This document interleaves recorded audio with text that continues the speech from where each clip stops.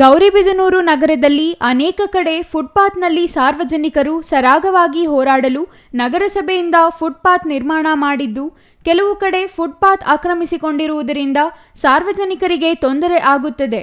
ಈ ಸಮಸ್ಯೆ ಅರಿತ ತಾಲೂಕು ಆಡಳಿತ ಹಾಗೂ ಪೊಲೀಸ್ ಇಲಾಖೆ ಜಂಟಿ ಕಾರ್ಯಾಚರಣೆ ಮಾಡಿ ಫುಟ್ಪಾತ್ ಮೇಲೆ ಅಕ್ರಮವಾಗಿ ಅಂಗಡಿ ನಿರ್ಮಾಣ ಮಾಡಿಕೊಂಡಿರುವುದನ್ನು ತೆರವುಗೊಳಿಸಲಾಗಿದೆ ಎಂದರು. ತಹಸೀಲ್ದಾರ್ ಮಹೇಶ್ ಎಸ್ ಪತ್ರಿ ಮಾತನಾಡಿ, ಸುಮಾರು ಬಾರಿ ಎಚ್ಚರಿಕೆ ಹಾಗೂ ದಂಡ ವಿಧಿಸಿದರೂ ಫುಟ್ಪಾತ್ ಮೇಲೆ ಅಕ್ರಮವಾಗಿ ಅಂಗಡಿ ನಿರ್ಮಾಣ ಮಾಡಿಕೊಂಡಿದ್ದವರು ಗಮನ ಹರಿಸಲಿಲ್ಲ. ಇಂದು ತೆರವುಗೊಳಿಸಲಾಯಿತು ಎಂದರು. ಇವತ್ತು ತಾಲೂಕು ಆಡಳಿತ ಮತ್ತು ಪೊಲೀಸ್ ಇಲಾಖೆ ಅವರ ವತಿಯಿಂದ ಇವತ್ತು ನಾವು ಫುಟ್ಪಾತ್ ತೆರವು ಕಾರ್ಯಕ್ರಮವನ್ನು ಹಮ್ಮಿಕೊಂಡಿದ್ವಿ. ಈಗಾಗಲೇ ಈ ವೀಕಲ್ಲಿ ಇದು 3ನೇ ಸಲ ಮಾಡ್ತಿರೋದು. ಆದರೆ ಇಲ್ಲಿ ಜನ ಏನಂತಂದರೆ ಕೆಲವೊಬ್ಬರು, ಎಲ್ಲರೂ ಅಲ್ಲ, ಕೆಲವೊಬ್ಬರು ಎಷ್ಟು ಹೇಳಿದ್ರು ಕೂಡ ಅದೇ ಹಳೆ ಚಾಲಿಯನ್ನು ಮುಂದುವರಿಸ್ತಾ ಇದ್ದಾರೆ. ತಿಳಿಸಿ ಹೇಳಿದ್ವಿ, ಫೈನ್ ಹಾಕಿ ನೋಡಿದ್ವಿ, ಆದ್ರೂ ಕೂಡ ಅವರು ಅದೇ ತಮ್ಮ ಹಳೆ ಚಾಲಿಯನ್ನು ಮುಂದುವರಿಸ್ತಾ ಇದ್ದಾರೆ. ಇದು ಕೊನೆ ಎಚ್ಚರಿಕೆ ಅಂತ ಅಂದ್ಕೊಳ್ಳಿ.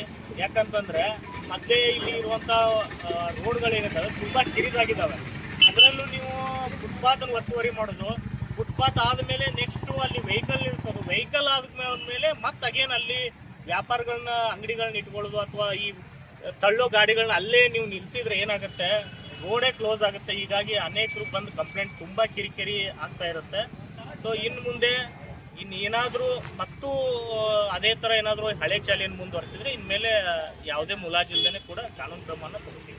ನಗರ ಪೊಲೀಸ್ ಠಾಣೆ PSI ಗೋಪಾಲ್ ಮಾತನಾಡಿ, ಫುಟ್ಪಾತ್ ಮೇಲೆ ಅಕ್ರಮವಾಗಿ ಅಂಗಡಿ ನಿರ್ಮಾಣ ಮಾಡಿಕೊಂಡರೆ ಅಂತಹವರಿಗೆ ದಂಡ ಹಾಗೂ ಕಾನೂನು ಕ್ರಮ ಕೈಗೊಳ್ಳಲಾಗುವುದು ಎಂದರು. R Manjunath, CTV news, Gauribidanur.